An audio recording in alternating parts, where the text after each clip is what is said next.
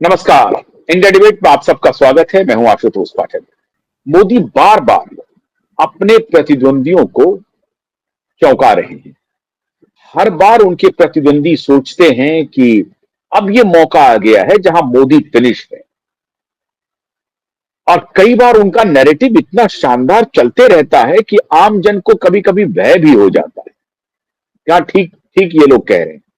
और अक्सर ये नैरेटिव चलाने वाले चुनाव के पहले बहुत एक्टिव हो जाते हैं, और हर स्टेट में आपको लगेगा कि मोदी की नैया डूब गई है, भारतीय जनता पार्टी तो खत्म हो गई। याद कीजिए, लोकसभा चुनाव के बाद जब प्रतिद्वंदी को लगा, प्रतिपक्ष को लगा, ऐसे कह ले, जब उनको लगा कि लोकसभा चुनाव में हमने मोदी के रथ को रोक दिया, अब की बार 400 पार के नारे को हमने लाकर के 240 पर रख दिया, तो उसके बाद प्रतिद्वंदी बहुत उत्साहित हो गए। और उसके बाद तो एक नैरेटिव चलने लगी हरियाणा में कि सुपड़ा साफ हो गया। याद होगा आपको, एक बड़े मशहूर सिफोलॉजिस्ट थे, आजकल कांग्रेस के करीबी हो गए हैं, मैं बड़ी इज्जत करता हूं उनका, योगेंद्र यादव जी हैं। उन्होंने हरियाणा के एक भाषण में कहा कि कांग्रेस के समर्थन में हवा चल रही है। फिर वो उन्होंने पॉज दिया, कहा कि नहीं, पहले मुझे लगा था कि कांग्रेस के लिए हवा चल रही है, फिर मुझे लगा कि कांग्रेस के लिए आंधी चल रही है, और फिर उनका बयान आया कि नहीं, न तो कांग्रेस के लिए हवा चल रही है, न तो कांग्रेस के लिए आंधी चल रही है, कांग्रेस के समर्थन में सुनामी चल रही है। और जब ये योगेंद्र यादव ने कहा कि कांग्रेस के समर्थन में सुनामी चल रही है, तो एक प्रकार से, चूंकि सिफोलॉजी में इनका एक बहुत बड़ा आधार भी रहा, लंबे समय तक ये सिफोलॉजिस्ट रहे हैं और बहुत ही क्रेडिबल इनकी सिफोलॉजी रही है, तो लोगों में ये चला गया कि योगेंद्र जी जो कुछ भी कह रहे हैं बिल्कुल सही कह रहे हैं। लोगों ने मान भी लिया। ऐसी परिस्थिति में सोचिए कि जब ये नैरेटिव सेट हो जाए और तब जब कोई खिलाड़ी मैदान में उतरे, वो कितना कठिन होगा, और मॉरल बहुत डाउन हो। 303 से 240 पे आ जाना, अपने तय सरकार, अपने बल पर जो 2 बार से सरकार बना रही थी पार्टी, वो इस बार सहायता से सरकार बनाई है। मतलब जिसको आप कहते हैं कि समर्थन, गठबंधन की सरकार हो गई ना। तो गठबंधन की सरकार वाले जो नेतृत्व है, उनको तो लगेगा कि साहब ये तो कह रहे हैं कि सुनामी आ रही है, अभी तक तो कह रहे थे हवा बह रही है, फिर आंधी, और उसके बाद कहा नहीं नहीं, ये दोनों नहीं, ना हवा है ना आंधी है, सुनामी है कांग्रेस के समर्थन में। हुआ ठीक इसके उल्टा। आज तक हरियाणा में भारतीय जनता पार्टी इस बहुमत से नहीं जीती थी जो हरियाणा में बीजेपी ने जीत दर्ज की, और वो भी तब जब अपना जो अलाय था इनका,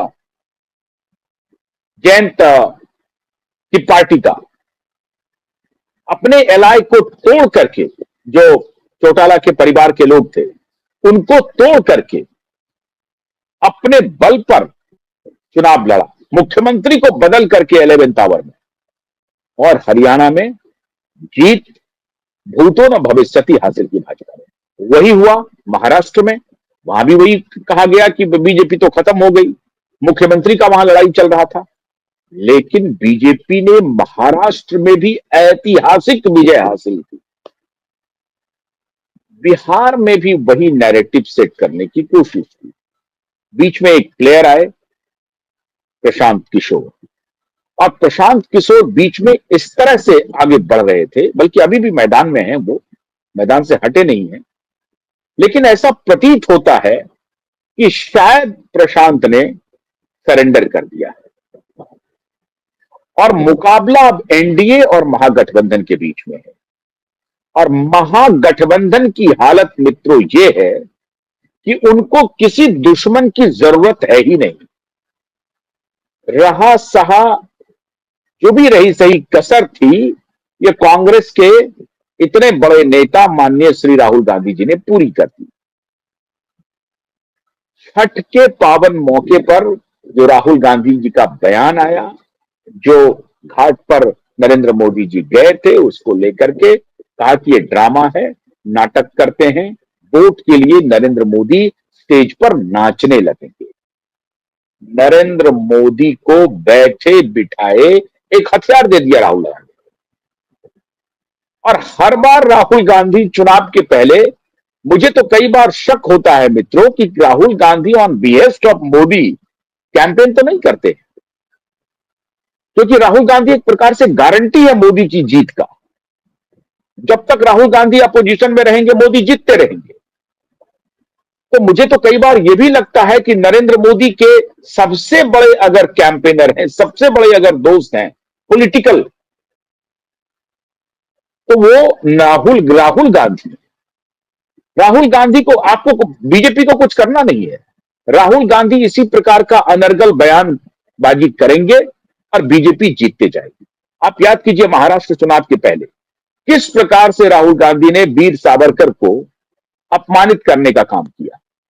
करते रहे, बोलते रहे, जो कुछ भी उनके तरफ वोट आने वाला था वो भी उनको छोड़ करके चले गए। उनका अलाय उद्धव ठाकरे कहते रहे कि साहब ये सावरकर के बारे में आप अनाप शनाप मत बोलिए, आपको गलतफहमी है। सावरकर को एक बहुत बड़ा वर्ग महाराष्ट्र में देवता मानता है और आप उन्हें माफी वीर माफी वीर माफी वीर ये कह रहे हैं। खुद उनके अलाय सावरकर का नाम ले लेकर के जिंदा रहते हैं ये जो उद्धव ठाकरे हैं। ये सब कहते रहे, लेकिन राहुल गांधी माने नहीं। वो सावरकर को एंटोगनाइज करते रहे और हश्र क्या हुआ ये सबने देख लिया विधानसभा चुनाव में। अब राहुल गांधी यहां आए और छठ पूजा के में जो शिरकत किया नरेंद्र मोदी ने, उसको इन्होंने इशू बना दिया और उसको कंपेयर कर दिया ड्रामा से, नाटक से, नाच से। वीडियो वायरल होना शुरू हो गया तेजस्वी यादव के डांस का। यादव जो नृत्य कर रहे हैं, वो नृत्य वाला जरा वीडियो जरा सर्च करके निकालिए। सड़क पर तेजस्वी यादव जो नृत्य कर रहे हैं, सीख रहे हैं डांस, उसका वीडियो वायरल हो गया। एक तरफ राहुल गांधी का वो स्पीच चल रहा है और दूसरी तरफ सड़क पर जो ये डांस कर रहे हैं, रात को सीख रहे नौजवानों के साथ, वो वीडियो चल रहा, ये वायरल हो गया, चारों तरफ वायरल हो गया। अब इसका जवाब कौन दे? अब ये जो कथनी है और करनी है, इसमें मेल किसका हो गया? इनके पार्टी के पार्टनर का हो गया, तेजस्वी यादव का हो गया। और लोग उनके ऊपर टूट पड़े साहब। और फिर बहुत बहुत बहुत सारी आपत्तिजनक बातें भी कही गई परिवार के बारे में मैं उसका जिक्र यहां पर करना अनुचित मानता हूं। लेकिन राहुल गांधी ने सेल्फ गोल कर लिया। अब नरेंद्र मोदी इसको मुद्दा बना चुके हैं कि ये कह रहे हैं कि हम ड्रामा करते हैं, नाटक करते हैं। अब वो कह रहे हैं कि ये महिलाओं का अपमान है, 13 करोड़ जनता का अपमान है। राहुल गांधी को समझ में आता नहीं है कि छठ महापर्व क्यों कहलाता है। छठ महापर्व का अपमान है। और अब धीरे धीरे धीरे धीरे धीरे धीरे ये लोगों के मन मस्तिष्क में छाता जा रहा है कि राहुल गांधी को न बोलने की तमीज है, न पॉलिटिकल उनको एक्यूमेन है। अब कितना वक्त उनको चाहिए और कितना वक्त चाहिए राहुल गांधी को? ये तस्वीर देखिए, ये तेजस्वी यादव डांस कर रहे हैं, ये तेजस्वी यादव डांस कर रहे हैं। और ये नरेंद्र मोदी नहीं है, ये जो तस्वीर है ना, ये तेजस्वी यादव की तस्वीर है। अब ये वीडियो वायरल हो रहा है तो राहुल गांधी सेल्फ गोल कर लेते हैं। राहुल गांधी को पता नहीं है कि हम क्या बोलेंगे, उसका रिएक्शन क्या होगा, जनता किस रूप में उसे स्वीकार करेगी, ये इल्म ही नहीं है राहुल गांधी को। राहुल गांधी की पॉलिटिकल इमेच्योरिटी का खामियाजा पूरी पार्टी भुगत रही है। लेकिन पार्टी के साइकोफ्रेंट राहुल गांधी को यह बात बता नहीं पा रहे हैं। ये उनको ब्लंटली नहीं कह पा रहे हैं कि भाई आपका पॉलिटिकल एक्यूमेन है ही नहीं, आप चुनावी कैंपेन के लिए जाइए मत। आपको ये मालूम नहीं है कि जनता किन शब्दों से, किन भाषा के प्रयोग से जनता आकर्षित होती है। जनता को कैसे आप अपने तरफ आकर्षित करें।